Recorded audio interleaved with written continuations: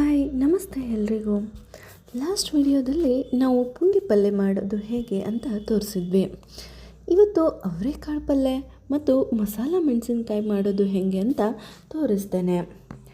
ಅವರೆಕಾಳು ಪಲ್ಯ ಮಾಡೋದಕ್ಕೆ ಮೊದಲು ಅರ್ಧ kg ಅವರೆಕಾಳುಗಳನ್ನು ತೆಗೆದುಕೊಂಡು ಬಿಡಿಸಿಟ್ಟುಕೊಳ್ಳಬೇಕು.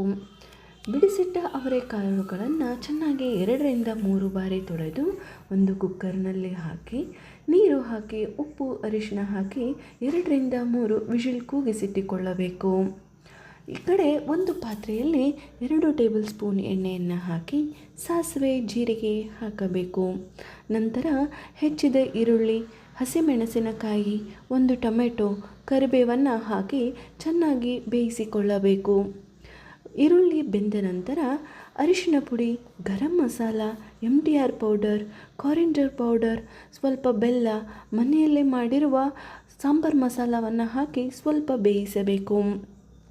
ನಂತರ ಇದಕ್ಕೆ ಕುಕ್ಕರ್ನಲ್ಲಿ ಈಗಾಗಲೇ ಬೇಯಿಸಿಟ್ಟಿದ್ದ ಅವರೆಕಾಳುಗಳನ್ನು ಹಾಕಿ ಮಿಕ್ಸ್ ಮಾಡಬೇಕು.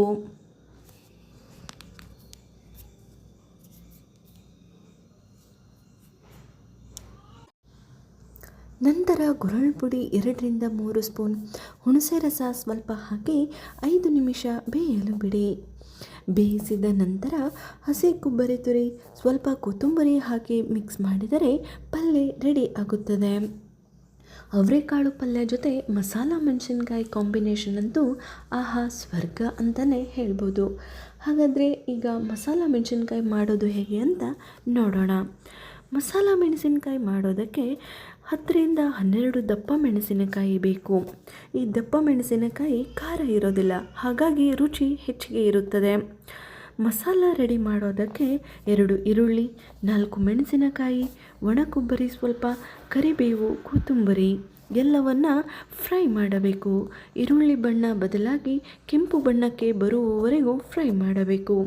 ನಂತರ ಮಿಕ್ಸರ್ ಜಾರಿನಲ್ಲಿ ಎಲ್ಲ ಮಸಾಲ ಹಾಕಿ, ಅಂದರೆ ಸ್ವಲ್ಪ ಉಪ್ಪು, ಹುಳಿ, ಅರಿಶಿಣ, ಕೊರಿಯಾಂಡರ್ ಪೌಡರ್, MTR ಮಸಾಲ ಎಲ್ಲವನ್ನು ಹಾಕಿ ಮಿಕ್ಸರ್ ಮಾಡಬೇಕು. ಮಿಕ್ಸರ್ ಮಾಡಿದ ನಂತರ ಇದಕ್ಕೆ ಗುರಳ್ ಪುಡಿ 2-3 ಸ್ಪೂನ್, ಹುರ್ಗಡ್ಲೆ ಹಿಟ್ಟು 3-4 ಸ್ಪೂನ್ ಹಾಕಿ ಮಿಕ್ಸಿ ಮಾಡಿ ಸ್ವಲ್ಪ ಗಟ್ಟಿಯಾಗಿ ಕಲಸಿಟ್ಕೋಬೇಕು. ನಂತರ ಈ ಕಡೆ ಕಟ್ ಮಾಡಿರುವ ಮೆಣಸಿನಕಾಯಿ ಒಳಗೆ ಮಸಾಲ ತುಂಬಿ ಕಾದಿರುವ ಹಂಚಿನಲ್ಲಿ ಇಟ್ಟು ಸ್ವಲ್ಪ ಎಣ್ಣೆ ಹಾಕಿ 5 ನಿಮಿಷ ಫ್ರೈ ಮಾಡಿದರೆ ಮಸಾಲ ಮೆಣಸಿನಕಾಯಿ ರೆಡಿಯಾಗುತ್ತೆ. ಬಿಸಿ ಜೋಳದ ರೊಟ್ಟಿ ಜೊತೆಗೆ ಅವರೆಕಾಳು ಪಲ್ಯ, ಮಸಾಲ ಮೆಣಸಿನಕಾಯಿ ಸವಿಯಲು ಸಿದ್ಧ. ನೀವು ಕೂಡ ನಿಮ್ಮ ಮನೆಯಲ್ಲಿ ಇದನ್ನು ಮಾಡಿ ನೋಡಿ ರುಚಿ ಹೇಗಿತ್ತು ಅಂತ ಕಮೆಂಟ್ ಮಾಡಿ. ಈ ವಿಡಿಯೋ ಇಷ್ಟ ಆಗಿದ್ದರೆ ಲೈಕ್, ಶೇರ್, ಸಬ್ಸ್ಕ್ರೈಬ್ ಮಾಡಿ. Thank you.